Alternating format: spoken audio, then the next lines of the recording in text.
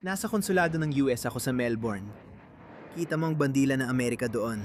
Narito ako para magbigay galang sa 6 na Amerikanong bayani na nagbuwis ng buhay para sa ikabubuti ng mundo.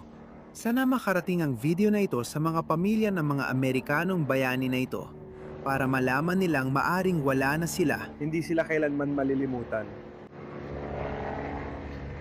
Sige mga kaibigan, ako si Hari Sultan. Sigurado akong narinig yun na ito, lalo na sa Amerika, na ayaw nating masangkot sa bagong bigmaan sa gitnang silangan. Ayaw nating maging isa na namang kumunoy ito, kung saan tatagal ng mga dekada ang digmaan at mawawalan tayo ng napakaraming sundalong Amerikano. Magiging isa na naman ito ang Iraq o Afghanistan. Ang argumentong ito ay nagmumula sa malalim na kamangmangan at galing sa mga taong hindi nakakaintindi ng politika sa gitnang silangan. Hayaan mong ipakita ko sa iyo ang isang clip mula kaagad pagkatapos ng 9/11. Ito ang mga tao ng Iran. Noong 2001, kinundena nila ang teroristang pag-atake sa Amerika, kung saan 3,000 Amerikanong sibilyan ang namatay. Panurin mo ito.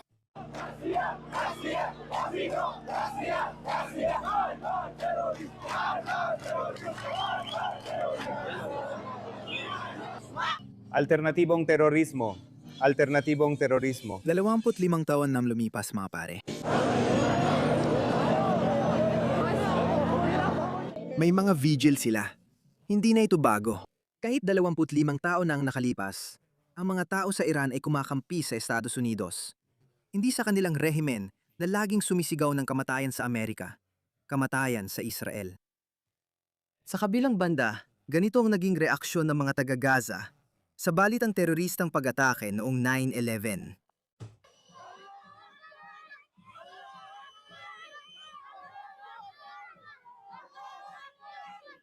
Kaya nagdiriwang sila dahil doon. Ganito rin mismo ang nangyari sa Pakistan. Nakita ko ang ilang tao na nagdiriwang, hindi ako kabilang sa kanila, pero hindi ko lang talaga alam kung paano magre-react doon. Nasa Pakistan ako noon. Maraming tao sa gitnang silangan ang nagdiwang dahil doon. Pati mga tao sa Kuwait, na 10 taon pa lang ang nakalipas mula nang palayain sila ng Estados Unidos. Lahat sila nagdiwang, pero hindi ang mga tao sa Iran. Kaya matagal nang hinahangad ng mga tao sa Iran ang kalayaan mula sa Islamic regime. At hindi ito isang bagong bagay. At ito ang dahilan kung bakit iba ang operasyong ito kumpara sa digmaan sa Afghanistan, sa digmaan sa Iraq. Walang malawakang suporta sa US mula sa mga tao ng mga bansang yon dahil labis silang Islamisado at galit sa Amerika. Pero hindi ganito sa Iran. Magbibigay ako ng dagdag na ebidensya. Sa laban na ito, 6 na sundalong Amerikano ang namatay. At hulaan niyo kung sino ang nagluluksa sa kanilang pagkawala? Sino ang nakakaunawa sa bigat ng sakripisyo? Mga tao sa Iran. Tingnan niyo. Naglagay ang mga Iranian ng alaala para sa mga nasawing sundalong Amerikano sa harap ng konsulado ng US sa Hamburg. Naway mapayapa silang magpahinga. Ibinabahagi nila ang dalamhati sa pamilya ng mga nasawing bayani. Tingnan mo, mga Iranian sila. Hindi ko maalala na nakita ko sila noong digmaan sa Iraq o Afghanistan. Ang naalala ko, maraming protesta mula sa mga Muslim at iba pang nagmamartsa, mga woke noon. Pero hindi pa ganoon ang tawag natin sa kanila. Tingnan mo sinabi ni Crown Prince Reza Pahlavi. Sumasakit ang puso ko para sa 3 Amerikanong bayani na napatay at sa 5 nasugatan ng rehimen. Habang buhay na utang na loob ng mga Iranian sa kanila. Sa kanilang nagluluksa na pamilya, tanggapin ang aming lubos na pagmamahal, taos-pusong pakikiramay at walang hanggang pasasalamat. Tingnan ninyo ito. Sa labas na embahada ng US sa London, binibigyang galang ng mga Iranian ang mga Amerikanong sundalong nagbuwis ng buhay sa digmaang ito. Habang ito'y tapat na lumalaki, ay itinago sa kanyang kilong. Paano mo masasabing di karapat-dapat sa kalayaan ang mga tao may respeto, pagmamahal at paghanga sa Estados Unidos? Hanggang sa mga sundalong lumalaban sa digmaang ito, Para palayain ang mga Iranian.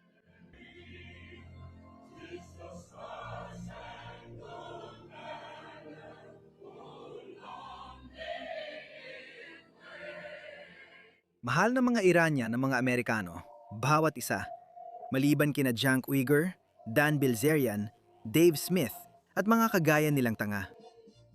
Pero naiintindihan nilang Estados Unidos, ang US of A, na mahal ko. Alam ko kung bakit na-inlove ang mga tao sa Estados Unidos. In love ako sa Estados Unidos dahil naiintindihan ko. Nakikita ko kung gaano katerible ang mundo kung wala ang Amerika. Bago ang Estados Unidos, ang United Kingdom ng Great Britain ang superpower. Sila ang nagkolonisa ng mahihinang bansa. Ang Estados Unidos ng Amerika lang ang nagpakilala ng ekonomikong modelo kung saan pwede mong ma-maximize ang iyong kahusayan sa ekonomiya nang hindi sinasakop ang ibang bansa. Iyan ang pagiging malihay ng Amerikanong modelo. Ang Pax Americana ang pinakamahusay na superpower na naranasan ng mundo. Isipin mo, sa kahit anong panahon ng kasaysayan, ang superpower noon ay sinasakop lagi ang kalaban. Pero hindi ganoon ang US. Hindi yon pabor sa Amerika. Kapag pumapasok ang Amerika sa Iraq o Afghanistan o ngayon sa Iran, ginagawa nila ito para mapanatili ang kaayusan ng kanluraning mundo, na napakahalaga para matiyak ang ating paraan ng pamumuhay. Laban ng mga taong ito sa kanluran at Amerika. Pagkatapos ng ikalawang digmaang pandaigdig, napilitan ng Amerika maging tagapangalaga ng mundo. Kung hindi natin babantayan ang mundo, mawawala ang kaayusan nito. Anong gagawin mo kapag ipinadala mo ang barkong pangkalakalan mo sa kipot ng Malacca? Kukunin ng Sina ang kontrol at sila ang magtatakda ng patakaran. Ayaw natin ito dahil masama ito sa pandaigdigang negosyo. Kaya nga ang Amerika ay isang puwersa ng kabutihan at kailangan nating pahalagahan yon. At higit sa lahat, nauunawaan yan ng mga mamamayang Iranian. At hindi lang ang mga Iranian na nakakaunawa niyan. Tingnan mo mga tao sa Israel na nagbibigay pugay, nagbibigay galang sa 6 na Amerikanong bayani na nasawi. Napakaganda nito. Isa-isa nilang babanggitin ang pangalan ng bawat isa sa kanila. Sargento Noah Kijens, Kapitan Cody Cork, Sargento Nicole M. Onmar, Major Jeffrey O'Brien, Chief Warrant Officer 3, Robin Emerzan. Sargento Declan J. Cody, 20 mula West Des Moines, Iowa. Sinabi niya sa ama niya na kahit 12 oras siya nagtatrabaho, halos araw-araw, yun ang pinakamasaya niya. Iniwan niya ang mapagmahal na pamilya at pinakamahusay itong sinabi ng kanyang mga kapatid na babae. Hindi mo akala yung mangyayari ito sa pamilya mo. hanggang sa mangyari na nga ito. Sargento Unang Klase Nicole Emma Moore ng US Army Reserve, dating miyembro ng National Guard mula 2005 ay tumanggap ng maraming parangal sa kanyang serbisyo. Iniwan niya ang asawa at 2 anak. Si Major Jeffrey O'Brien ng Waukee, Iowa ay nagsilbi bilang Signal Corps Officer sa US Army Reserve matapos siyang makomisyon noong 2012. Sa paglipas ng mga taon, inialay niya ang sarili sa misyon at mga sundalo. Nag-iwan si Major O'Brien ng pamana ng serbisyo, pamumuno at sakripisyo. Si Chief Warrant Officer 3 Robin Emerzan, 54 mula Sacramento, ay inilarawan bilang isang taong naglingkod sa bansa ng may dangal at karangalan. Nag-iwan siya ng asawa at pamilya na ngayon ay magdadala ng kanyang alaala. Naglingkod si Sergeant First Class Noah Kijens sa United States Army at nagbuhos ng buhay habang nakadeploy sa gitnang silangan.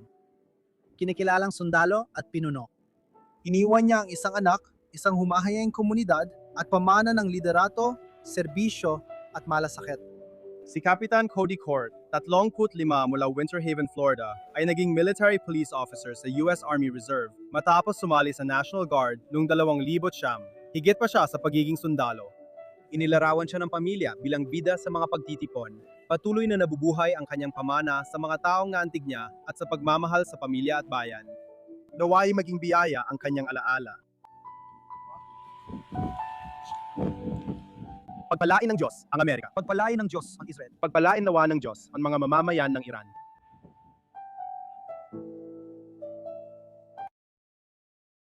Napakaganda noon at halatang emosyonal din. Kaya mga mahal kong Amerikano, huwag kayong paluloko sa propaganda na ito. Dapat nating suportahan ang digmaan. Hindi ko alam kung paano ito matatapos, pero optimistiko ako. Naniniwala ako na makakamtan ng mga tao sa Iran ang kalayaan at kontrol sa kanilang pamahalaan at sila ang huhubog ng sariling kapalaran. Dahil sa mga sakripisyong ginawa ng mga sundalong Amerikano at dahil sa pamumuno ng Israel at ng Estados Unidos at lalo na ni Pangulong Trump. Ang lahat ng ito ay magdudulot ng mas magandang kinabukasan para sa atin. Iyan ang aking pag-asa. Pero syempre, ang pag-asa ay hindi isang estratehiya. At may tiwala rin ako sa sistema ng Amerika.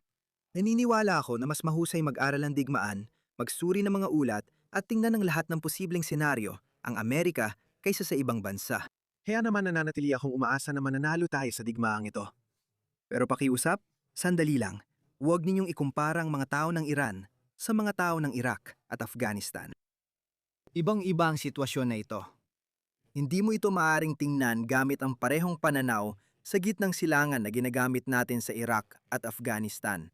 Kaya manatili tayong may pag-asa at magdasal tayo na matapos agad ang digmaang ito at tayo ay magtagumpay.